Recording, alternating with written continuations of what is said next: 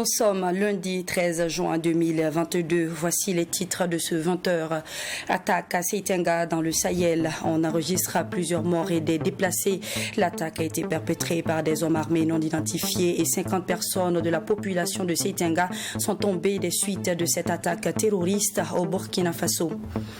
Et puis ce lundi 13 juin dans la commune de Koubri, des femmes ont manifesté leur mécontentement face à la composition de la liste des membres de la délégation spéciale. Ces dernières réclament l'éjection de leur coordonnatrice communale Korotimi Sakanane Ouedraogo. Et puis hors de chez nous, au Niger, le président Mohamed Bazoum poursuit les visites qu'il a entamées dans l'ouest du pays à la rencontre des populations déplacées. Pour lui, il est primordial que les frères maliens et burkinabés puissent se relever. Les détails pour vous en fin d'édition. Voilà, entre autres, les titres qui vous seront développés lors de ce journal. Mesdames, Messieurs, bonsoir et bienvenue. Les attaques terroristes continuent de faire des victimes. Une fois de plus, 50 personnes de la population de Seitenga de la région du Sahel viennent de tomber suite à une attaque perpétrée dans la nuit du 11 au 12 juin 2022. Des chiffres qui viennent alourdir le nombre des victimes de ces dernières semaines. Même si des efforts sont faits du côté du gouvernement, il reste encore pas mal de choses à accomplir. Un dispositif de prise en charge sociale et psychologique est mis en place afin d'accompagner les victimes qui se sont déplacées de la dite localité pour Dori. Reportage signé Alexis Wenkouni et Belem Naba. 50 morts, c'est le bilan provisoire de l'attaque terroriste contre les populations civiles de Seitenga dans le Sahel. Une attaque perpétrée dans la nuit du 11 au 12 juin 2022. Des vies fauchées par les forces du mal, mettant encore le peuple burkinabé dans l'amertume et le désarroi. Un bilan dressé ce 13 juin par le porte-parole du gouvernement au cours de cette conférence de presse consacrée à la situation. Jusqu'à hier, sur les réseaux sociaux, circulaient des chiffres qui allaient de 100 à 170 corps. L'armée ayant été sur les lieux dès hier a commencé une recherche donc des victimes ou des corps. Jusqu'à ce matin, l'armée avait retrouvé à l'entrée donc de Seitenga 5 corps, passant en revue l'ensemble des maisons et au début de cet après-midi, 50 corps ont été retrouvés et les recherches se poursuivent. Le bilan pourrait évoluer dans les prochaines heures car les recherches se poursuivent, précise Lionel Bilgo. Par vecteur aérien et terrestre, les forces de défense et de sécurité ont débarqué donc à Seitenga. Ils poursuivent les recherches, maison par maison, lopin de terre par lopin de terre. Ici, il s'agit de dire que peut-être que le bilan est plus lourd que les 50 corps qui ont été retrouvés. Parce que dès ce matin, des populations sont revenues à Seitenga. Peut-être que certains auraient pris le corps de leurs parents. L'armée demande donc à toutes les populations de collaborer et de leur permettre de faire un comptage afin de livrer un bilan définitif de cette attaque ignoble. Dori, à 47 km de Seitenga, a accueilli plusieurs dizaines de déplacés. Un dispositif de prise en charge sociale et psychologique est mis en place afin d'accompagner les victimes. À ce jour, les populations sont accueillies grâce à l'armée et à l'action humanitaire du côté de Dori. Tous ceux qui avaient besoin d'assistance sanitaire ont été pris en charge et ceux qui avaient besoin d'assistance alimentaire ou autre ont été pris en charge. Une cellule psychologique a été également positionnée du côté de Dori pour accompagner ces victimes-là. L'armée tient debout, déterminée et engagée pour cette lutte terroriste-là. Jamais nous ne laisserons le Burkina Faso péricliter. C'est notre devoir en tant que citoyens, mais aussi c'est le patrimoine que nous avons hérité de nos aïeux. Dans la lutte contre les groupes armés, les forces de défense et de sécurité appellent à une franche collaboration des populations. Avant cette attaque contre les populations civiles, la brigade territoriale de gendarmerie de Seitenga a été la cible d'attaques terroristes le 9 juin dernier. Le bilan, 11 gendarmes tués. Vous l'aurez donc compris, la ville de Seitenga, dans la région du Sahel, au Burkina Faso, a été attaquée dans la nuit de samedi à dimanche par des hommes armés non identifiés. Une attaque qui, selon le porte-parole du gouvernement, est qualifiée d'acte ignoble, ayant conduit ainsi à un déplacement massif de la population vers la ville de Dori. Et selon la direction régionale de l'action humanitaire, plus de 3173 personnes sont enregistrées à la date du 12 juin par ces équipes. Et à cet effet, Yaya Milogo, président de la sous-section du MBDHP Dori, a bien voulu nous en dire plus sur cette attaque. Selon lui, un tel chiffre nécessite un soutien alimentaire puisque la majorité de ces déplacés seraient des femmes et des enfants. Extrait. Depuis hier matin jusqu'à ce matin, les gens continuent de descendre sur Dori. Et certains avec le peu qu'ils ont pu en tout cas récupérer. Mais bon, pour le moment, la population vraiment est dans le désarroi. Malgré l'arrivée à Dori, vraiment, ça ne suffit pas du tout. On est juste en train de faire le dénombrement avec l'action sociale et puis l'appui de la Croix-Rouge. À part ça, vraiment, il n'y a pas un dispositif, à ma connaissance en tout cas, qui est mis en place. Parce que depuis hier, on était sur le terrain. Il faut dire qu'actuellement, l'urgence, vraiment, c'est de trouver où les reloger, où les installer et aussi leur apporter un soutien vraiment alimentaire, vestimentaire aussi. Parce qu'il faut savoir qu'il y a des enfants qui font partie de ces déplacés, vraiment un grand nombre, et des femmes. Voilà, des femmes qui arrivent pratiquement avec rien, des enfants qui arrivent, d'autres qui ne savent pas où se trouvent leurs parents. Franchement, il y a un besoin vraiment crucial à faire. Et comme le nombre aussi est vraiment énorme, surtout que le problème d'eau aussi commence à devenir un peu crucial à Dori. Et puis, chaude matinée ce lundi 13 juin dans la commune de Koubri. Mécontente de la composition de la liste des membres de la délégation spéciale, des femmes ont érigé des barricades sur le pont du barrage de Koubri pour se faire entendre. Elles disent ne plus vouloir de leur coordonnatrice communale, Korotimi Sakana Newetraogo, et réclament ainsi son éjection de la liste des membres de la délégation spéciale. Maxime Jean-Eudes de Bambara pour le reportage. Il est 10h sur le pont du barrage de Koubri. Des véhicules alignés en file indienne sont contraints de stationner. En quelques minutes, un embouteillage se crée sur le pont. Impossible d'avancer. L'on croirait à un accident, mais non. Ces femmes de Koubri, mécontentes de la composition de la liste des membres de la délégation spéciale, ont érigé des barricades des deux côtés du pont pour se faire entendre. La tension est palpable entre manifestantes et usagers de la route qui ne comprennent pas les raisons de ce mouvement d'humeur. Mon frère, je ne sais pas ce qui se passe, si ce n'est pas que tu vas demander aux femmes la voir. Quelques minutes plus tard, le préfet rejoint les manifestantes pour tenter de calmer les ardeurs. Les femmes sont invitées à se rendre à la préfecture, de quoi calmer les tensions et permettre de libérer la voie.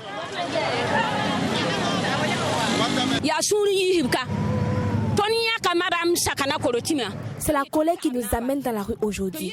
Nous avons choisi Mme Sakana Korotimi Newetraogo comme la responsable des femmes. Son mandat est fini et elle a appelé certaines femmes à l'écart pour renouveler son mandat sans informer les membres du bureau.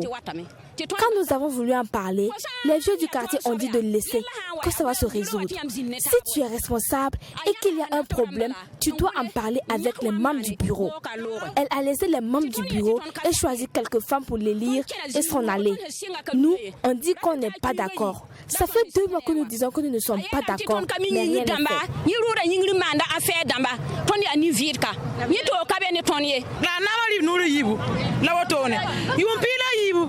Elle a fait 2 mandats.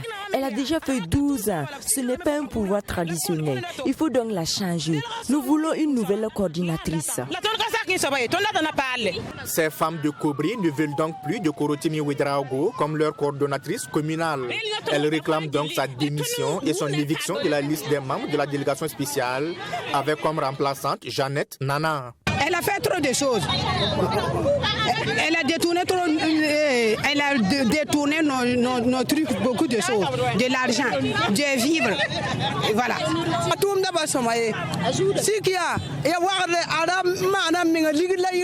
Son travail n'est pas bon. On doit la remplacer.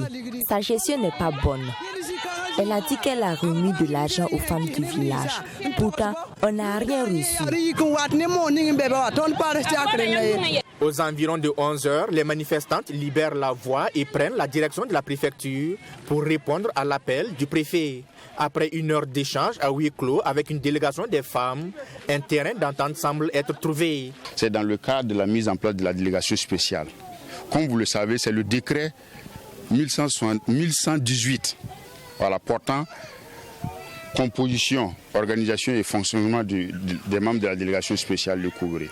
Dans lequel décret, il est dit de manière claire et limpide toutes celles et tous ceux qui devront prendre part à la délégation. Mais il s'avère que un certain nombre de femmes de Koubré ne veulent pas la présence de la coordinatrice communale des femmes de Koubré dans la dite délégation. Pour quelle raison, je n'en sais pas. Elles m'ont remis un document de protestation. J'ai reçu le document, je les ai remerciés et je les ai promis de rendre compte à la hiérarchie, de donner le document à la hiérarchie pour toute fin utile. On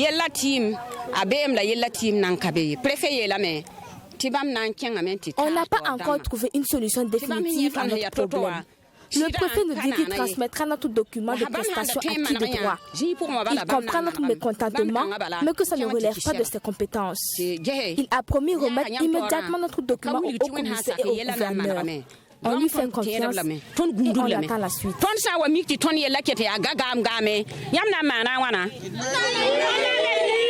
Ces femmes disent donc suivre de près la suite des événements et menacent de ressortir jusqu'à obtenir gain de cause.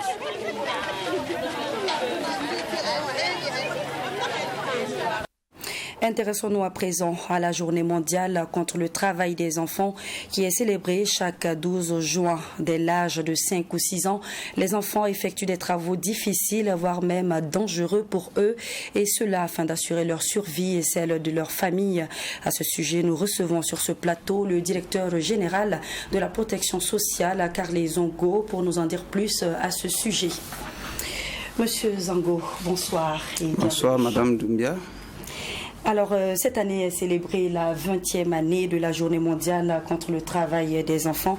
Et nous savons que chaque année, votre ministère commémore cette journée. Alors déjà, ma première question est pourquoi une journée contre le travail de ces enfants, puisque nous savons déjà que, selon l'UNICEF, une augmentation de 8,4 millions d'enfants au cours des 4 dernières années a été constatée, avec soit 112 millions d'enfants qui travaillent dans le secteur de l'agriculture, un chiffre qui parle déjà de lui-même. Donc d'où ma question, pourquoi une journée? Merci bien madame, merci de l'opportunité que vous donnez au ministère de la fonction publique du travail et de la protection sociale d'être sur votre antenne et de parler de cette question, cette épineuse question de la lutte contre le travail des enfants. Alors il faut dire que le constat au niveau mondial est que les enfants qui représentent l'avenir de notre monde sont astreints au travail. En principe, leur place ne devrait pas être dans les emplois, mais plutôt à l'école, pour préparer l'avenir que nous avons tous besoin d'avoir. Parce que l'enfant d'aujourd'hui devient forcément l'adulte de demain. Donc, conscient de la réalité qui met en péril l'avenir de l'humanité, parce que les enfants sont astreints au travail, l'Organisation mondiale du travail a souhaité avoir une journée commémorative dédiée à la réflexion sur les causes profondes du travail des enfants et aussi les moyens de venir à bout de cette pratique-là qui est avilissante pour les enfants, mais sans le savoir, elle est aussi avilissante pour les parents de ces enfants également. Mais vous ne pensez pas que pour un tel chiffre, pourquoi une journée, est-ce que plusieurs journées ne seraient pas nécessaires? Il faut dire qu'on met seulement l'accent sur la journée du 12 juin, mais chaque jour que Dieu nous donne est une journée pour lutter contre le travail des enfants. Et c'est ce à quoi nous nous attelons chaque fois que nous avons le souffle.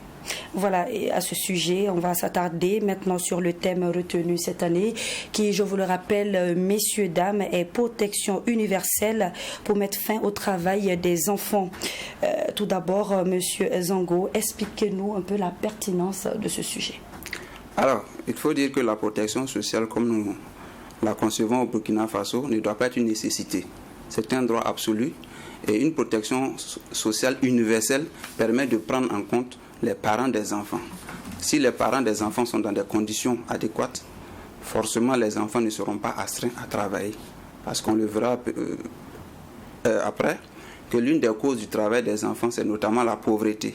Donc en luttant contre la pauvreté, en mettant en place des mesures de protection d'ordre universel ou général, nous prenons en compte les parents et en retour, nous pourrons lutter efficacement contre le travail des enfants. Et dans beaucoup de documents de référence, beaucoup de référentiels de lutte contre le travail des enfants, l'action est également mise sur l'amélioration des conditions de vie des parents à travers des activités génératrices de revenus, à travers les moyens de subsistance qui permettent aux parents de se prendre en charge et de prendre en charge leurs enfants. Et tous ces éléments qui dénotent de la protection sociale permettent de lutter contre le travail des enfants et de consacrer les enfants à l'éducation.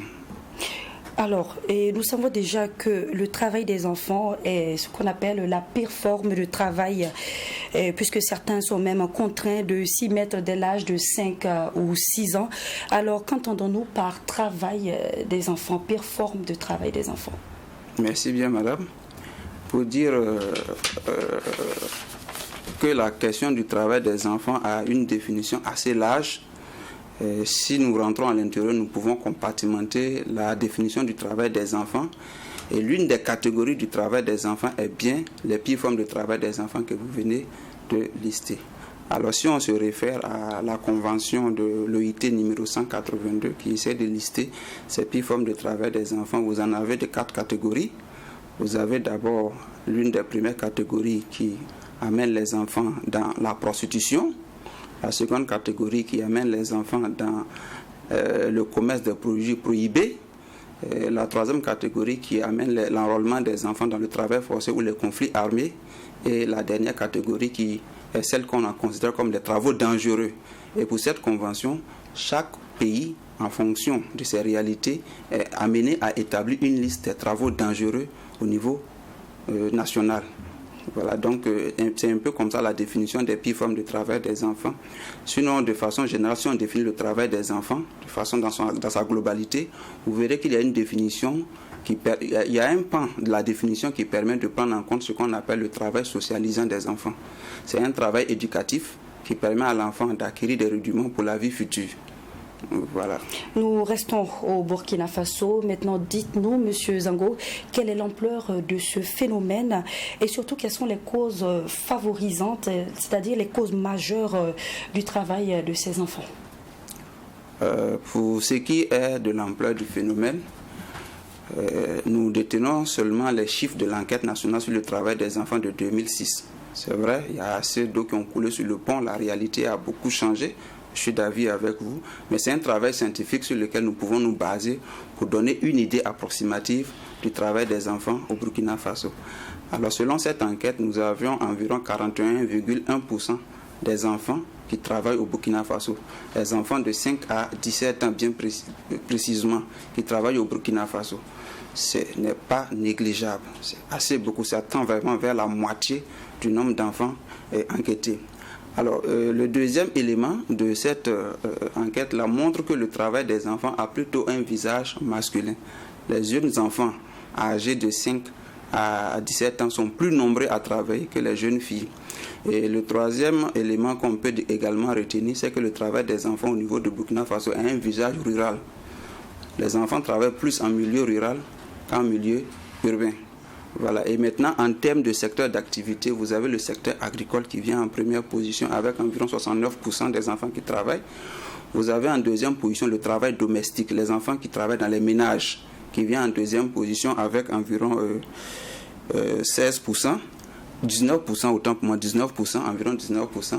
Et vous avez en troisième position le commerce qui vient avec en tout 5% et le travail extractif, de façon générale dans les mines qui vient avec en gros 2%. Alors si on regarde en fonction des deux critères, notamment le fait que le travail des enfants soit beaucoup exercé par les garçons et encore qu'il ait un visage rural, on peut se dire aisément que le premier élément qui est à la base, c'est probablement la pauvreté des ménages, qui est un élément qui est à la base. Mais le deuxième facteur aussi, c'est le fait que les tâches, le travail se fait de façon manuelle. ça nécessite beaucoup de main-d'œuvre et le plus souvent, cette question-là entraîne également la présence des enfants. Le troisième facteur également, c'est ce qu'on pourrait appeler, j'allais dire la pratique. Bon, quand vous avez un employeur, bon, pas forcément les employeurs du secteur formel, mais les employeurs du secteur informel, ils sont toujours enclins à se retourner vers la main-d'œuvre infantile qui est encore moins chère, malléable. Elle ne se plaint pas, elle ne revendique pas, elle ne demande rien. Le salaire que vous lui payez est suffisant pour sa pitance quotidienne. Il n'y a pas de charge familiale, rien. Voilà. Donc ça fait que ça favorise le travail des enfants au détriment du travail des personnes adultes. Très bien, on a parlé des causes. Bien sûr, on ne pourrait parler de causes sans parler de conséquences. Exactement. Alors, qu'en est-il de ces conséquences? Bon, l'une des premières conséquences, on le disait à l'introduction, c'est l'avenir. C'est notre avenir que nous préparons en éduquant nos enfants. Et si nous avons beaucoup d'enfants qui ne sont pas éduqués, nous aurons par la suite beaucoup de problèmes de société. Ça devient des cas sociaux pour lesquels il faut élaborer des programmes sociaux pour les prendre en compte. Et là, c'est encore plus coûteux que s'ils étaient éduqués et ils arrivaient à s'insérer facilement dans le tissu économique pour être des moteurs du développement. La deuxième conséquence, c'est qu'ils rentrent en conflit étroit avec les adultes en matière de travail. Des travaux du moins qui pouvaient être occupés par des personnes âgées à partir de 18 ans et plus pour subvenir aux préoccupations de leur ménage se retrouvent occupés par des enfants avec des salaires qui ne sont pas à la hauteur de ce que les tests ont prévu. Et par conséquent, nous avons plus d'adultes qui chôment pour des emplois qui peuvent être valorisés et pris en compte pour des personnes âgées et venir, comment on appelle ça, à bout de... venir suffire aux besoins de leur famille, autant pour moi. Voilà. Également, comme autre problème que cela engendre, c'est que vous avez une situation où vous avez beaucoup de personnes adultes qui ne mettent pas en œuvre les programmes de notre société. Parce que si tous les programmes sont écrits et autres, vous n'avez pas de personnes qui sont capables de comprendre ces programmes-là et de les mettre en œuvre parce qu'il y a un déficit d'éducation. Très bien, M. Zango. Et alors, pour terminer rapidement, que faire concrètement face à une telle situation, enfin pour réduire cette prévalence du travail de ces enfants? Le thème de la journée nous permet de réfléchir vraiment sur les mesures de protection sociale qui existent. Elles sont nombreuses. Il suffit simplement de les renforcer et de prendre en compte les besoins des familles.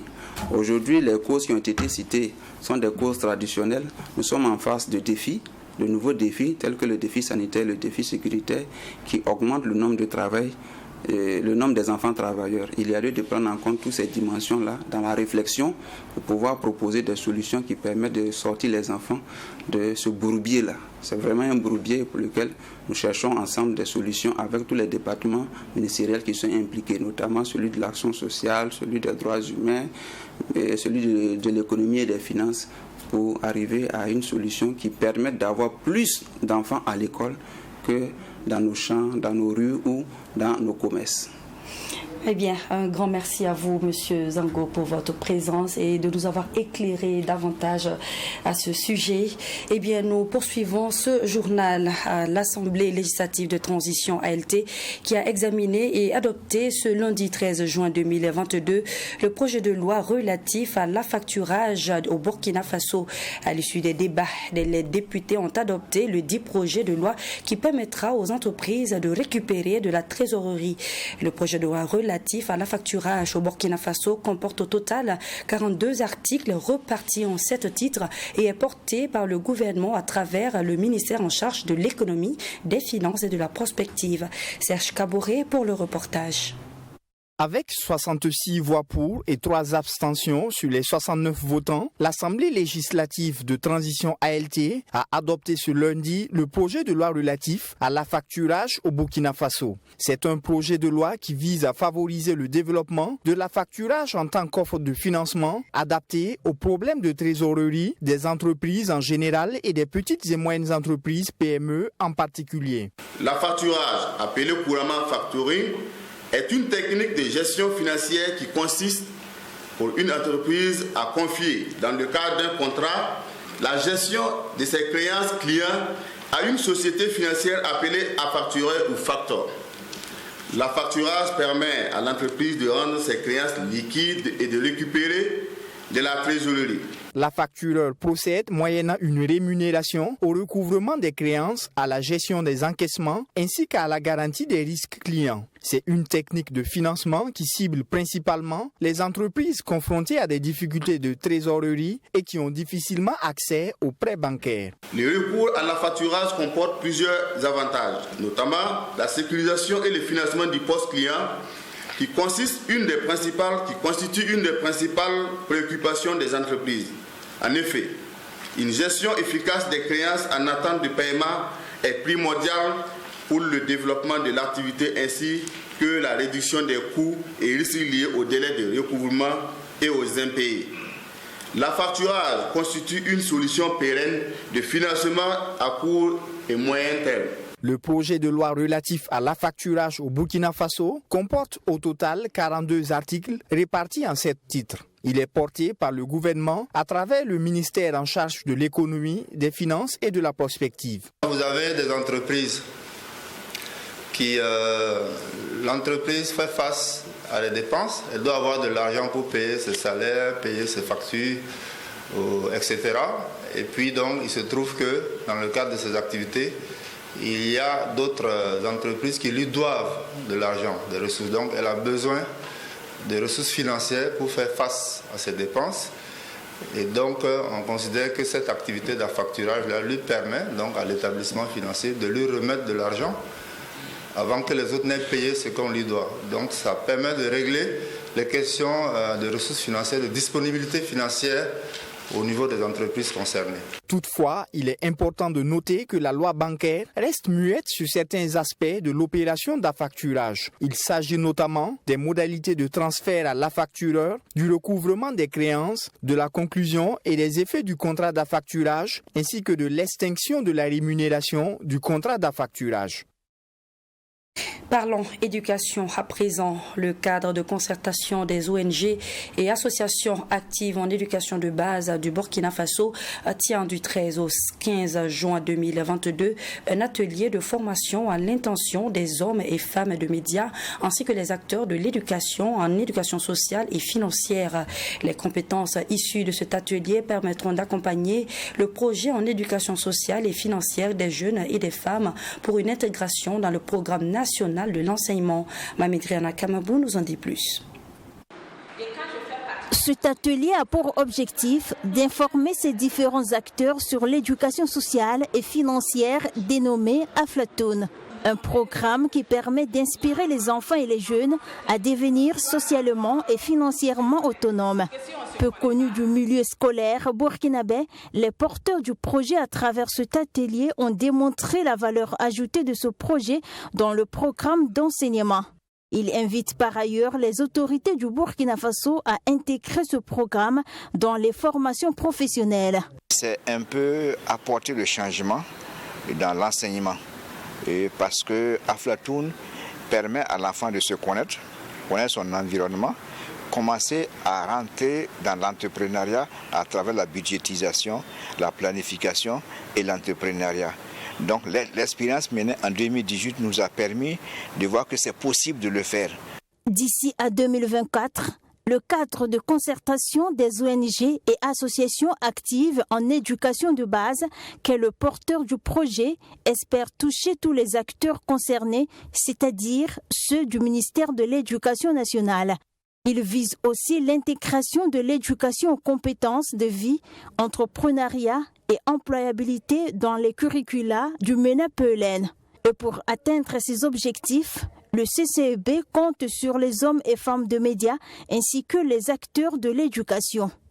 Et aussi, nous avons quelques structures privées qui sont là aussi parce que ces structures-là sont des structures qui sont aussi des acteurs au niveau du développement. Et quand vous voyez l'éducation sociale et financière, c'est vraiment un programme qui amène un changement de comportement. Et ce changement de comportement, c'est vraiment amener tout le monde à revoir les choses comme elles doivent être vues pour effectivement aboutir à un développement. Le programme Aflatoon, selon le CCIB, permet également aux enfants et aux jeunes de participer à des activités d'engagement. Selon la charge du projet Promesse, les enfants sont encouragés à travailler ensemble pour mettre en œuvre des entreprises sociales et financières. Il est financé par l'ambassade des Pays-Bas au Burkina Faso. Dans l'objectif de former les jeunes burkinabés au métier du digital afin de faciliter leur employabilité, Orange Burkina met en place Orange Digital Center. Ainsi, 100 jeunes de la ville de Bobo-Dioulasso en fin de formation ont reçu leurs attestations de participation à la formation de développeurs full stack Laravel et Symfony. La dite formation a été initiée depuis novembre 2021 et à titre gracieux va permettre aux jeunes de saisir leur chance. La cérémonie de fin de formation des jeunes de Bobo-Dioulasso a eu lieu ce mardi 7 juin 2022 en présence de notre reporter sur place, Joseph Koudougou.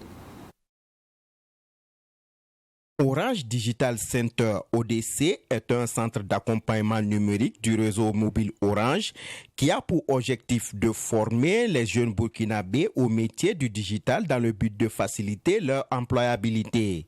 C'est à ce titre que cette formation de développeurs full stack Laravel et Symfony a été initiée.